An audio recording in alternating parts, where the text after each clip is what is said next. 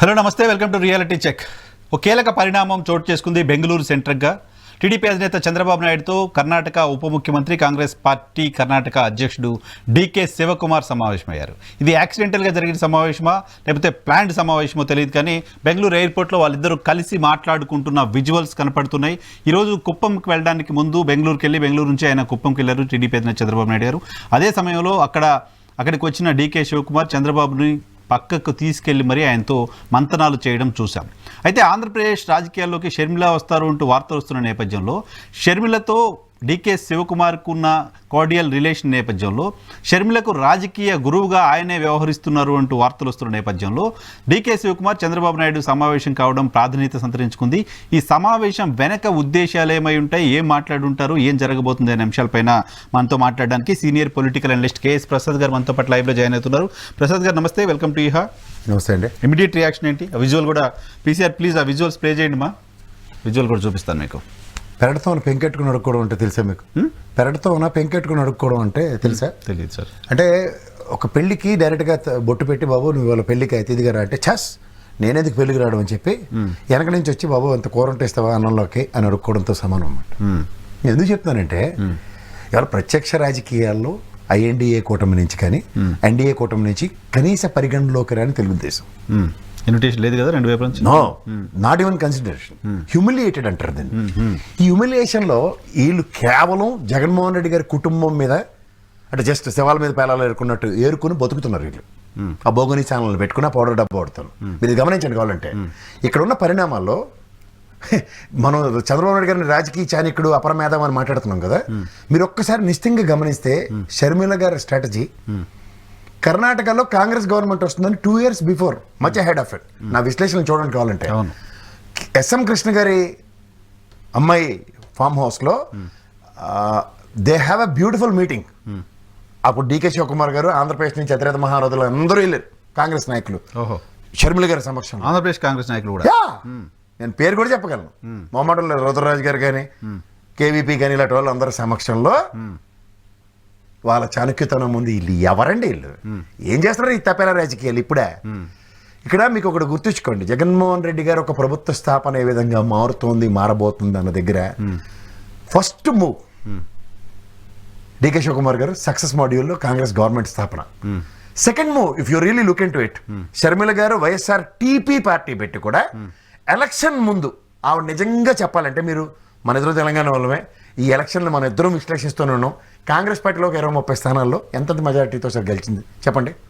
అలాంటి దగ్గర ఈవిడ రాజశేఖర రెడ్డి గారి వైభవంతోనూ ఒకసారి ట్రయల్ అండ్ ఎర్రర్ బేసిస్లో కనుక, ముఖ్యంగా ఖమ్మం పరిసర ప్రాంతాల్లో ఎంత కాదన్నా పొంగిరెడ్డి గారు కానీ కోమటిరెడ్డి గారు కానీ ఈ రెడ్డి ద్వయాలు జగన్మోహన్ రెడ్డి గారు అండ్ రాజశేఖర రెడ్డి గారికి ఎంత కాదన్నా అనున్యులు.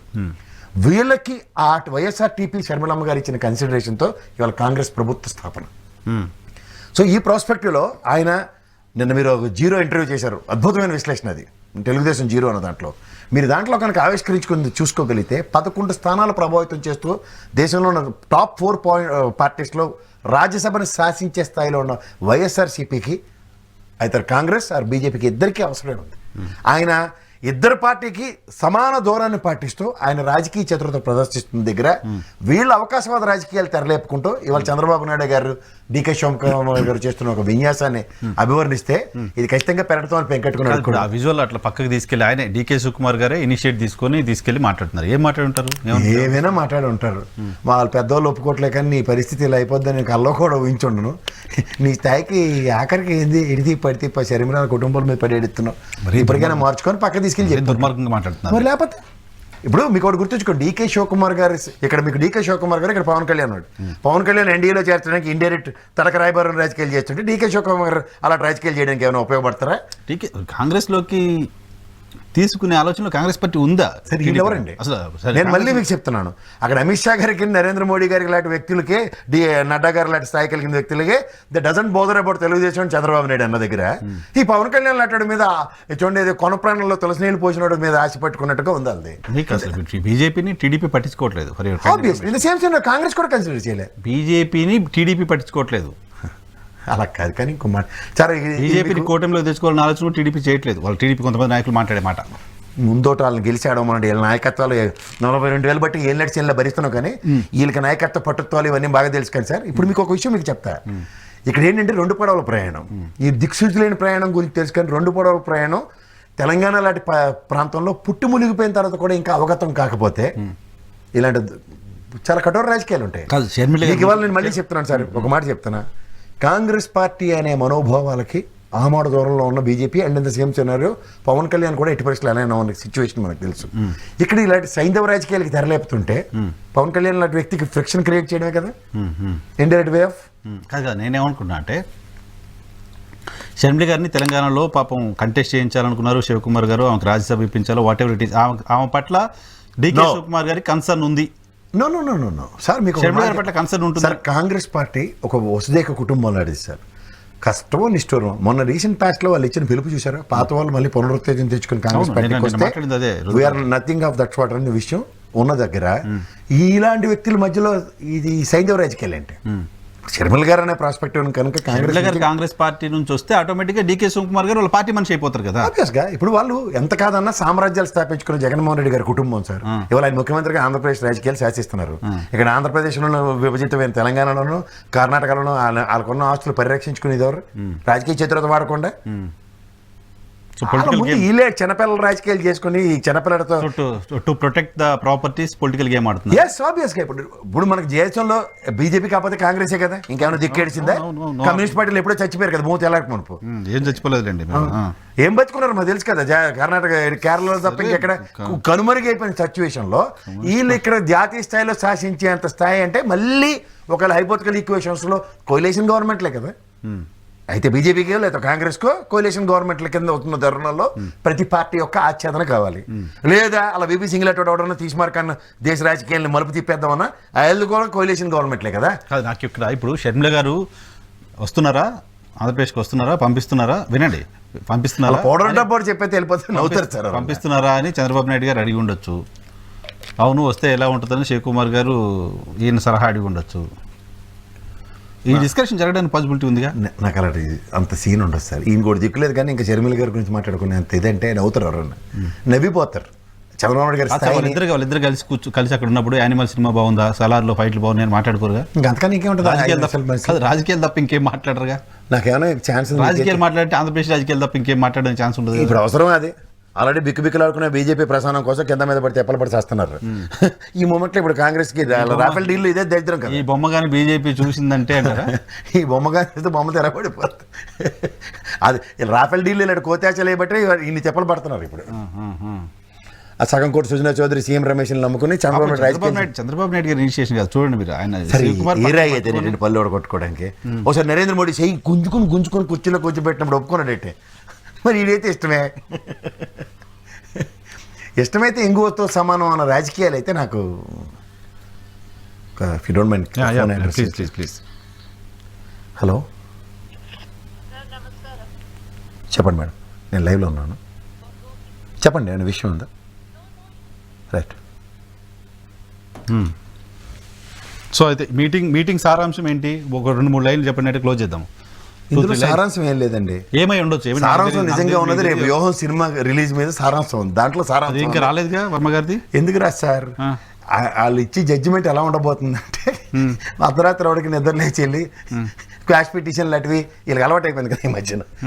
బెయిల్ బదులు క్వాష్ పిటిషన్లు ఇలాంటి చిన్నపిల్లల ఆటలు ఎక్కువ అయిపోయి చిన్నపిల్లడు ఇగోని జస్టిఫై చేయడానికి ఏదైనా అవకాశం ఉందా అని రాత్రి జుట్లు బీక్కునే కార్యక్రమం ఉన్నప్పుడు దానికి కూడా వెసులుబాటు తీర్పు వస్తుంది అనేది నా ప్రిడిక్షన్. అంటే వీళ్ళు మళ్ళీ కోర్టుకి కాదు అని కోర్టుకి వెళ్ళడానికి కూడా అవకాశం లేకుండా మిడ్ నైట్ వస్తుంది. స్టార్టింగ్ మిలటోలో చిన్న చిన్న క్లూలు ఇస్తుంటారు నాకు. ఏమని? నేను క్లూలు ఇస్తాను, నేను చెక్ చేస్తున్నా ట్విట్టర్లో అదేమైనా ఉందో వచ్చి. నేను అదే నాకు ఒక అడ్వకేట్ మిత్రులు హైకోర్టు నుంచి ఫోన్ చేస్తే అందుకే ఫోన్ ఎత్తవలసి వచ్చింది. ఏమన్నా దీని మీద ఏమైనా డెవలప్మెంట్స్ చెప్పారేమో అని.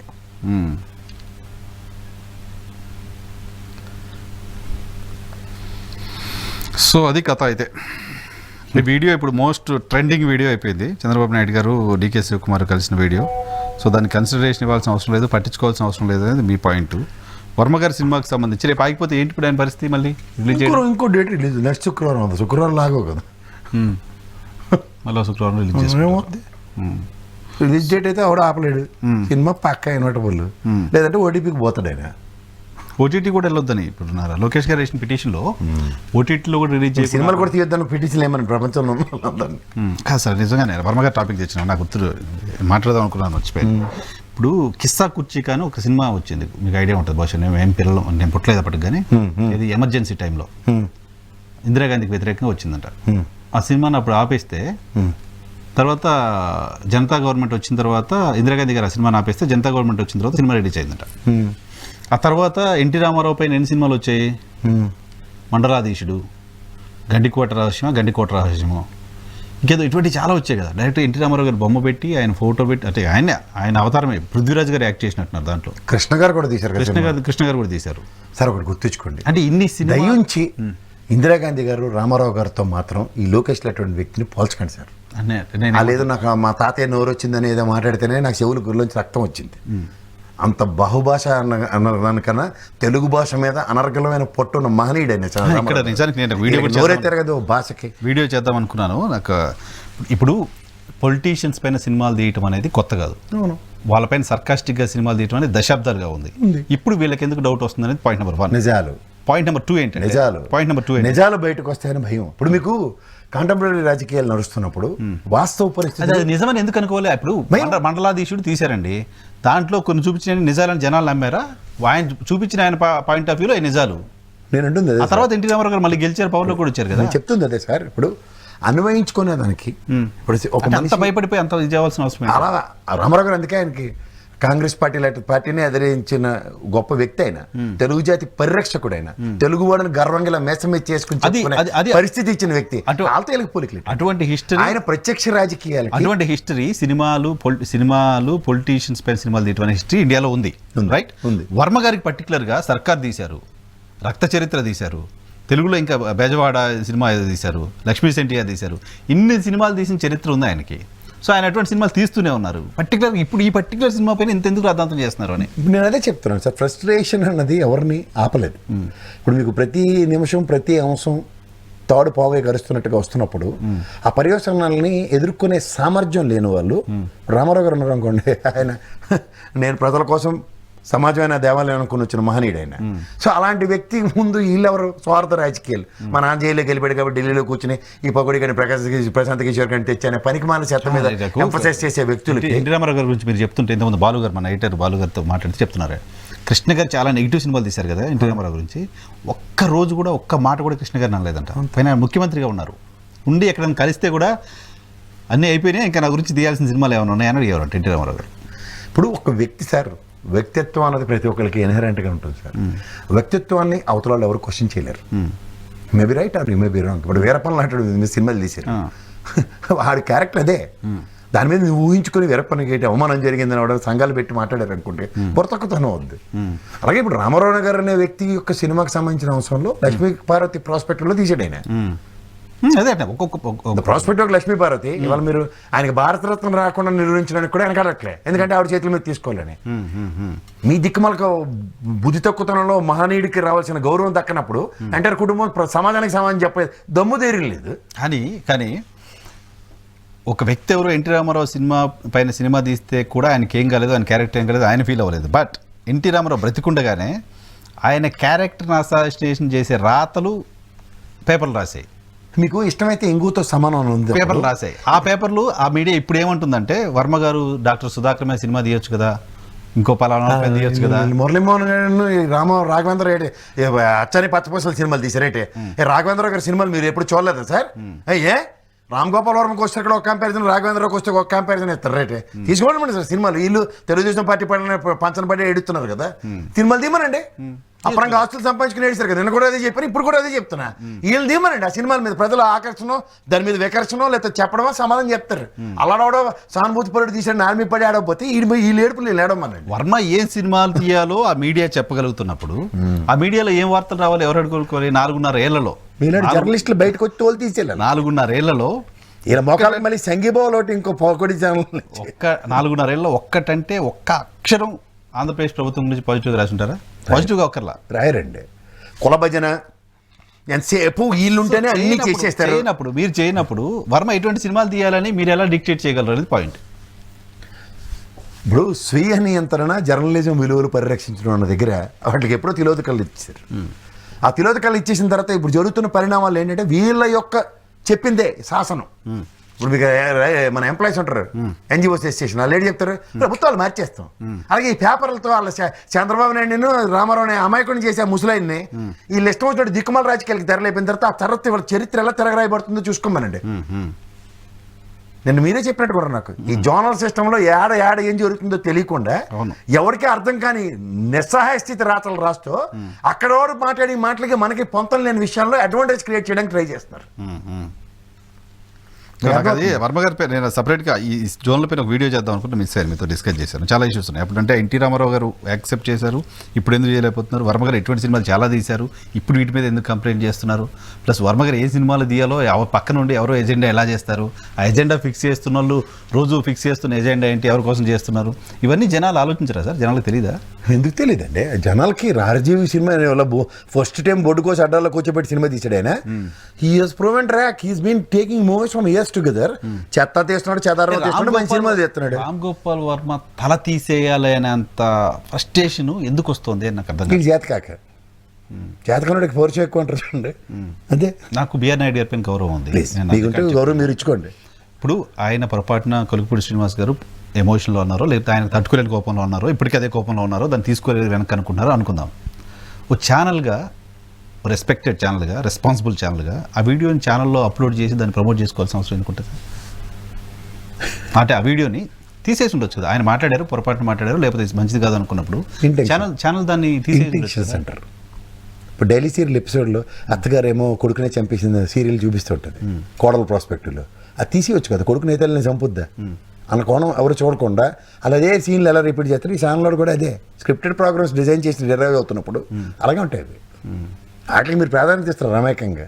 ముఖ్యమంత్రి ఎప్పుడు చెప్పాడు తపేల ఛానల్లో ఇట్లా వల్ల రాష్ట్రానికి ఎంత హాని జరుగుతుంది అన్నది. నేనంటే ఇప్పుడు కోట్ చేయొచ్చు లేదు నాకు తెలియదు, కానీ ఇందిరాగాంధీ గారి పైన కొన్ని పుస్తకాలు వచ్చాయి. ఇందిరాగాంధీ గారికి అక్రమ సంబంధాలు అంటగడుతూ రాశారు. కాంగ్రెస్ పార్టీకి సంబంధించిన నాయకులు ఎంతమంది తలకాయలు నరకాలి? సార్ మాట చెప్పండి. రాహుల్ గాంధీ గారు ఎంతమంది తలకాయలు నరకాలి? చచ్చిపోయిన ఒక మహిళ పైన, దేశానికి 16 సంవత్సరాలు ప్రధానమంత్రిగా ప్రాతినిధ్యం వహించిన మహిళ పైన ఆమెకి అక్రమ సంబంధాలు అంటగడుతూ రాతలే రాసినప్పుడు అప్పుడు ఎన్ని తలకాయలు తీయాలి? ఇప్పుడు మై డేస్ విత్ గాంధీ అని ఆయన పిసి అలెగ్జాండర్ గారు అనుకుంటాను, ఆయన సొంత పిఏ, ఆవిడ సొంత పిఏ. ఆ బుక్ చదవండి మీరు ఎప్పుడైనా. What sort of articles he has written about Indira Gandhi. Jyoti Basu గారు యూస్ టు అడోర్ ఇందిరాగాంధీ అని రాశాడు దాంట్లో. ఆవిడ కళ్ళుని ఆస్వాదించాడు. So these are all things which was take. ఇప్పుడు మీకు చరిత్రలో కొన్ని పొలిటికల్ పబ్లిక్ లైఫ్ లో ఉన్న పొలిటీషియన్స్ వాటిని తీసుకోలేకపోతే ఎట్లా? అంటే నాకు టీడీపీ పైన కూడా కంప్లైంట్ లేదు. ఈవెన్ నిజానికి తెలుగుదేశం పార్టీ వర్మ గారి పైన అంత అటాక్ చేయాల, తెలుగుదేశం పార్టీ అంత అటాక్ చేయట్లా, మిగతా వాళ్ళు ఎక్కువ చేస్తున్నారు. మన డిబేట్కి మీరు ఏం అడ్డం పెట్టారు సార్? ఫస్ట్ టీడీపీ అనే పెట్టాం, అదే పెట్టారు మన వాళ్ళు కదా. ఇప్పుడు తెలుగుదేశం ప్రాస్పెక్ట్లో ఆర్జీవీని చూస్తున్న విధానం ఎలాగుంది? ఈజ్ అ వైఎస్ఆర్సీపీ క్యాండిడేట్ అన్నట్టు. అలా మీరు కూడా తెలుసో తెలియకో కొలికిపూడి శ్రీనివాసరావు గారిని టీడీపీ క్యాండిడేట్ కింద పెట్టారా? బట్ కరెక్షన్, ఇప్పుడు మనకి ఎప్పుడైతే అలైన్ అయిపోయి ఉంటామో ఒక వ్యవస్థతో, అలైన్ అయిపోయే దగ్గర ప్రవచనాలు మనకు అనుగుణంగా ఉంటున్నాయా, సమాజానికి అనుగుణంగా ఉంటున్నాయా, లేకపోతే స్క్రిప్టెడ్ ప్రకారంగా ఉన్నాయి, దాని మీద జస్టిఫికేషన్లో చూసి కోణం. మీకు ఫస్ట్ స్టార్ట్లో ఏమొచ్చిందంటే as is happen to be the Telugu Desam candidate మాట్లాడినట్టు మాట్లాడుతున్నాడు. ఎందుకంటే ఇన్స్టెడ్ ఆఫ్ సంబడి షుడ్ ఎవడో తెలుగుదేశం ప్రతినిధి రెచ్చిపోయి మాట్లాడవలసింది. కాన్షియస్ ఉంది, కానీ మనం మాట్లాడుతున్నప్పుడు టీం అది వాళ్ళ కాన్సెప్ట్ పబ్లిక్ ప్రాస్పెక్టివ్లో మాట్లాడుతున్నాం. ఇప్పుడు not only you means it's the collective responsibility of your channel. So ఈ ప్రాస్పెక్టివ్లో మీకు ఎప్పుడైతే చూసి కోణం అనేది చాలా ఇంపార్టెంట్. ఇప్పుడు మీ టీమే దాన్ని చూసి కోణం ఎలా ఉంది? అదే టీడీపీగా చూశారు. ఇప్పుడు తెలుగుదేశం అనగానే ABN channel, TV5 channel, powder డబ్బా ఛానల్ అండ్ ఈటీవీలు చూస్తే మోస్ట్ ఆఫ్ ద టైం నిల విద్వాంసుల వాద్యం ఈ 2 ఛానల్ అయితే పక్కగా క్యారెక్టర్ కూడా మారరు. కేవలం పుంపుహార్ అన్న టైంలోనే క్షత్ర పూజల ఛానల్ బాటిల్ పట్టుకుని కూర్చో, కడుక్కో, బాటిల్ పట్టు కూర్చో, డైపర్ వేసుకుని కూర్చో. కడుక్కోరు వాళ్ళు, డైపర్లు వేసుకునే కూర్చుంటారు. ఎందుకంటే అంతంత గంటలు డైపర్లు ఎప్పటికి వస్తుందో తెలియదు. Thank you very much Prasad గారు. సో అది ఫైనల్గా మీరు ఆ మీటింగ్ సారాంశం ఏంటి అంటే నాకు ఒక ముక్కలో చెప్పలా. సారాంశం ఏముండదు సార్, ఒట్టిపోయిన గేదెకి పాలు పిండినట్టే. కాలం చెల్లిపోయిన సిటీకి దానికి రెన్యువల్ ఉంటుందా అన్నట్టే ఉంటుంది. 15 సంవత్సరాల ఒక వెహికల్ ఉంటుంది, దాన్ని ఢిల్లీలో డీజిల్ వెహికల్ తిరగనివ్వరంటే నేను 15 సంవత్సరాల మాట్లాడుతున్నా చూడండి. 15 సంవత్సరాలు నేను తెలుగుదేశం ముఖ్యమంత్రిని, నాకు ఇక్కడ ఏమైనా ఛాన్స్ ఉంటుందంటే ఇది ఎక్స్పైర్డ్ ప్రోడక్ట్ సార్. ఐఎన్డీ కూటమిలో నేను ఒప్పుకున్న మిగిలిన ఒప్పుకోవడానికి చాలా ఇది ఉంటుంది. It's a collective decision by the people around for the sake of Sharmila, for the sake of somebody else, as for your strategies, as for your channels, you guys are giving some directions which is not acceptable అని చెప్పి ఉంటుండే. Conclude చేస్తూ ఒక్క నిమిషంలో జన్పత్ అని ఒక survey వచ్చింది. Janpath survey, latest survey 8 hours back వాళ్ళు పోస్ట్ చేశారు ట్విట్టర్లో.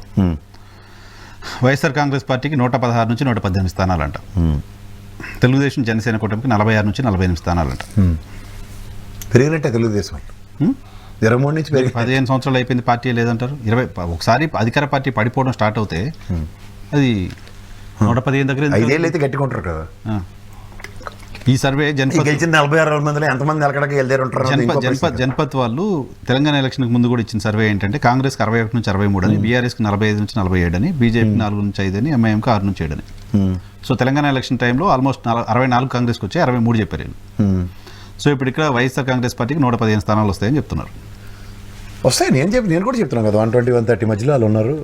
110 అయితే గ్యారంటీ అన్నట్టుగా నేను చెప్తున్నా. 120 బేర్ మినిమం అన్నట్టుగా ఉంది వాళ్ళ పరిస్థితి. వాళ్ళ చాలా కష్టంగానే ఉంది, అంత ఈజీగా కూడా లేదు. వీళ్ళ దగ్గర అంత సామర్థ్యం లేదు, అంచేత వాళ్ళకి సులువు అవుతుంది అన్నది నా విశ్లేషణ. ఓకే,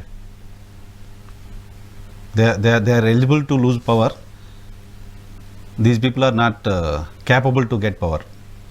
దే ఆర్ అంటే వాళ్ళు ఎలిజిబుల్ అన్నదానికన్నా ఎలిజిబిలిటీని కిల్ చేసుకున్నారు. అండ్ మోర్ ఇవాళ ఒక ఎక్స్పెరిమెంట్ జరుగుతుంది ఆంధ్రప్రదేశ్ రాష్ట్రం. 80 మంది పైచీలకి స్థానాలు ఎత్తే సోషల్ ఇంజనీరింగ్లో. ఇప్పుడు ఇందాక మనం చర్చించుకున్నాం బయట. ఇప్పుడు సోషల్ ఇంజనీరింగ్ ఎక్స్పెరిమెంట్లో మీరు ఒకసారి గమనిస్తే గతంలో తెలుగుదేశం కూడా ఇదే ఎక్స్పెరిమెంట్ చేసింది. స్టేట్లో నారాయణ గారిని, కే కృష్ణమూర్తి గారిని, ఇలాంటి వాళ్ళని మంత్రులందరూ ఎంపీలకు పంపించింది కదా. దాని తర్వాత పర్యవసానం ఏంది? పార్టీ కాలు చేయకూడదు తీసుకోవడానికి అలాంటి నాయకులు తయారు చేసుకోలేక వచ్చింది ఇప్పటికి కూడా. ఇక్కడ మీకు వైఎస్ఆర్సీపీకి అడ్వాంటేజ్ డిసడ్వాంటేజ్ అంటే కన్వర్ట్ చేసి మాట్లాడాలంటే, వైఎస్ఆర్సీపీ కాంగ్రెస్ నుంచి వచ్చిన బ్యాచ్ని సగానికి పైగా ఎంటర్టైన్ చేసింది. ఇంకా ఆబ్లిగేషన్ లేదు కదా. Till the get into the shoes of power అన్న దగ్గర they accepted it. When they got the power, వాళ్ళు they need to prove their abilities. You got it. ఇవాళ చంద్రబాబు నాయుడు గారు అనే వ్యక్తి తెలుగుదేశం పార్టీ డైరెక్ట్ ఓనర్ కాదు. ఈజే లీజ్ని కౌలు రైతులు తీసుకున్న పార్టీకి ఇప్పుడు కౌలు రైతులుగా ఇవాళ ఆయన ప్రూవ్ చేసుకుంటూ పరిరక్షించుకుంటున్నాడు. కన్సిడరేషన్స్ ఎట్లా ఉంటాయి? బాగా కౌలు చేస్తున్నావు కాబట్టి నువ్వే అన్న శాశ్వత పథకం ప్రవేశపెట్టబడింది. ఈ శాశ్వత పథకం అన్న దాంట్లో ఏమవుతుంది? పరిరక్షణ ఎంతవరకు జరుగుతుందంటే ఎంతకు ప్రతిసారి మూడు పొంతలు ఎక్కితే 4వ పొంతకి ఎక్స్క్యూజ్ మీ అన్న పరిస్థితి వస్తుంది. ఎందుకంటే గవర్నమెంట్ రిపీట్ అవ్వట్లే. ముక్కుతు మూలుతో ప్రాణాలు తెగించి వచ్చిన 10 సంవత్సరాల తదనంతరం కాలేజ్ అయితే వెళ్ళబడాల్సి వచ్చింది. మళ్ళీ ఏది 90వ దశకంలో జరిగిన దరిద్రమే రిపీట్ అయింది. సో ఇక్కడ మళ్ళీ పునరుద్ధరించడం అంటే ప్రతి నిమిషం they need to pull their socks back. ఇక్కడ మీకు ఎప్పుడైతే ఎక్స్పెరిమెంటల్ మాడ్యూల్లో వెసులుబాటు అన్న దగ్గర కన్సిడరేషన్స్, ఇప్పుడు తెలుగుదేశం పరంగా చూసుకుంటే యనమల రామకృష్ణ, సోమిరెడ్డి ఇలాంటి వాళ్ళందరినీ గుదిబండల్లా మోసుకుంటూ తిరుగుతున్నారు.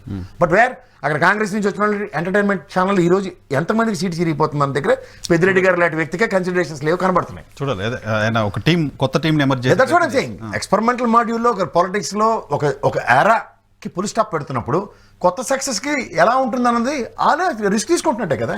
ఇప్పుడు రిస్క్ తీసుకుంటున్న అతని సామర్థ్యాన్ని నేను ఎవరో బయట ఉండి మీరుండి మనం విశ్లేషించి పరికరమైన పని చేస్తున్నాడు, పనికొచ్చిన పని చేస్తున్నాడు విశ్లేషిస్తే అవుట్కమ్ ఎప్పటికీ రాదు. అందుకే మనకి దశాబ్దాల తరంగా ఈ ఏళ్ళు నడిచేలా ఈ గుదిబండి నాయకులే ఉంటున్నారు, దమ్మిడికి పని చేయట్లేదు. చూద్దాం వాళ్ళైతే వదిలించుకునే పరిస్థితి ఉంటుందా, వదిలించుకుంటే వాళ్ళు చేసే డ్యామేజ్ ఏంటి, ఉంచుకోవడం కంటే అదే డ్యామేజ్ ఇన్వర్టబుల్ దగ్గర వదిలించుకుంటే ఏమవుతుంది? అది యాంటీ ఇన్కంబెన్సీ రూపంలో దరిద్రం రూపంలో పోద్ది. చూడాలి ఏం జరుగుతుందో. Thank you very much Prasad గారు మా కోసం సమయం కేటాయించడానికి. ఇది ఇవాళ రియాలిటీ చెక్.